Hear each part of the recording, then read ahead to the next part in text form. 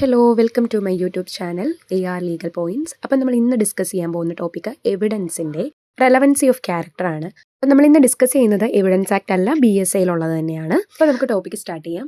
Section 46 to 50 വരെയാണ് BSAയിലെ. Evidence ആക്ടിൽ 52 മുതൽ 55 വരെയായിരുന്നു. അപ്പോൾ ഓക്കെ, നമുക്ക് ഫസ്റ്റ്ലി നമുക്കൊന്ന് ജസ്റ്റ് ക്യാരക്ടറിൻ്റെ ഡെഫിനിഷൻ നോക്കാം. It is a combination of peculiar qualities impressed by nature or habit. അത് വെബ്സ്റ്ററിൻ്റെ ഡെഫിനിഷനാണ്. ആക്ച്വലി ഈ ക്യാരക്ടർ മീൻസ് എന്താണ്? Mental or moral qualities of a person.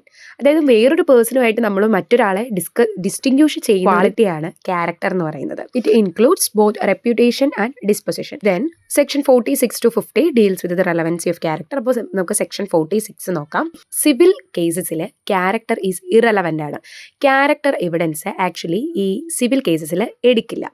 പിന്നെ അതിൻ്റെ രണ്ട് എക്സെപ്ഷൻസ് പറയുകയാണെങ്കിൽ, ഒന്ന് fact in issue or relevant fact ആയിട്ട് വരികയാണെങ്കിൽ, അതായത് സിവിൽ കേസസിൽ നമ്മുടെ ഫാക്റ്റ് തന്നെ ക്യാരക്ടർ ബേസ്ഡ് ആണെങ്കിൽ മാത്രം ആണ് നമ്മുടെ ക്യാരക്ടറിനെ കൺസിഡർ ചെയ്യത്തുള്ളൂ. പാർട്ടീസിൻ്റെ good character or bad character does not consider in the cases. Okay, for example ഒരു പാർട്ടീഷൻ്റെ കേസസ് ആണെങ്കിൽ അതിലെ പാർട്ടി ഹൈ റെപ്യൂട്ടേഷൻ ഉള്ള ആളാണോ അല്ലയോ എന്നൊന്നും നമുക്കതൊരു മാറ്ററേ അല്ല. ദെൻ നെക്സ്റ്റ് സെക്ഷൻ 47 നോക്കാം. നെക്സ്റ്റ് സെക്ഷൻ ഡീൽ ചെയ്യുന്നത് ക്രിമിനൽ കേസസിനെ പറ്റിയാണ്. Good character of the accused is relevant. അതായത് ക്രിമിനൽ കേസസിലെല്ലാം അക്യൂസ്ഡിൻ്റെ ഗുഡ് ക്യാരക്ടർ നമ്മൾ കൺസിഡർ ചെയ്യും.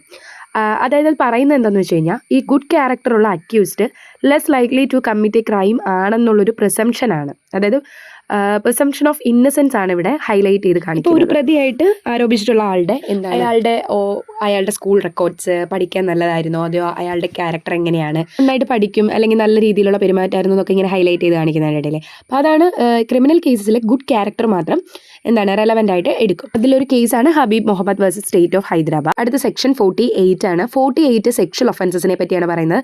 ഇതിൽ ക്യാരക്ടർ ഇറലവൻ്റ് ആണ്. ക്യാരക്ടർ കൺസിഡർ ചെയ്യില്ല.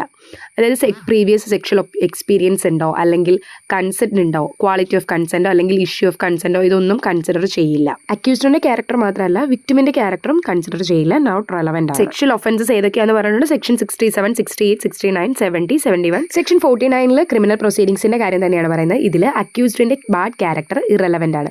സെക്ഷൻ 47 നമ്മൾ പറയുന്നത് അക്യൂസ്ഡിൻ്റെ ഗുഡ് ക്യാരക്ടർ റെലവൻ്റ് ആണ്, ബട്ട് ബാഡ് ക്യാരക്ടർ നമ്മൾ കൺസിഡർ ചെയ്യില്ല. രണ്ട് എക്സെപ്ഷൻ ഉണ്ട്. എക്സെപ്ഷൻ എന്ന് പറഞ്ഞു കഴിഞ്ഞാൽ, ഇനി ബാഡ് ക്യാരക്ടർ തന്നെയാണ് ഫാക്റ്റിന് ഇഷ്യൂലായിട്ട് വരുന്നതെങ്കിൽ അത് കൺസിഡർ ചെയ്യും. അതുപോലെ പ്രീവിയസ് കൺവിക്ഷനും ഒരു റെലവൻറ്റ് ഫാക്റ്റായിട്ട് നമ്മൾ കൺസിഡർ ചെയ്യും. ദെൻ സെക്ഷൻ 50 ആണ്. സെക്ഷൻ 50 46 ഒരു എക്സെപ്ഷൻ പോലെയാണ്. സിവിൽ കേസസിൽ ക്യാരക്ടർ റെലവൻ്റ് ആകുന്ന ഒരു കേസാണ് ഡാമേജസിൻ്റെ കാര്യം ഫിക്സ് ചെയ്യുമ്പോൾ. ഫോർ എക്സാമ്പിൾ, ഇപ്പോൾ ഒരാളെ ഡിഫെയിം ചെയ്ത കേസാണ് വരുന്നതെങ്കിൽ, അപ്പം അയാളുടെ, അതായത് ആ പാർട്ടിയുടെ റെപ്യൂട്ടേഷൻ കാര്യങ്ങളൊക്കെ നോക്കിയിട്ടായിരിക്കും അയാൾക്കുണ്ടായ ഡാമേജ് എത്രമാത്രം ഉണ്ടെന്ന് നമ്മൾ ഫിക്സ് ചെയ്യുന്നത്. അപ്പോൾ ആ ഒരു കേസിൽ വരുമ്പോൾ മാത്രം സിവിൽ കേസസിൽ നമ്മുടെ ക്യാരക്ടർ റെലവൻ്റ് ആയിട്ട് കൺസിഡർ ചെയ്യും. റെലവൻസി ഓഫ് ക്യാരക്ടർ ആകെ 5 സെക്ഷൻസ് മാത്രമേ ഉള്ളൂ. 46 to 50 പറഞ്ഞത് മനസ്സിലായെന്ന് വിശ്വസിക്കുന്നു. ഡീറ്റെയിൽഡ് നോട്ട് നിങ്ങൾക്ക് ആവശ്യമാണെങ്കിൽ കമൻറ്റ് ചെയ്യുക, ഞാൻ ഉറപ്പായിട്ട് നിങ്ങൾക്ക് അയച്ചു തരാം. അപ്പം ആദ്യമായിട്ട് എൻ്റെ ചാനൽ കാണുന്നെങ്കിൽ നിങ്ങൾ സബ്സ്ക്രൈബ് ചെയ്യുക. അപ്പോൾ ബൈ.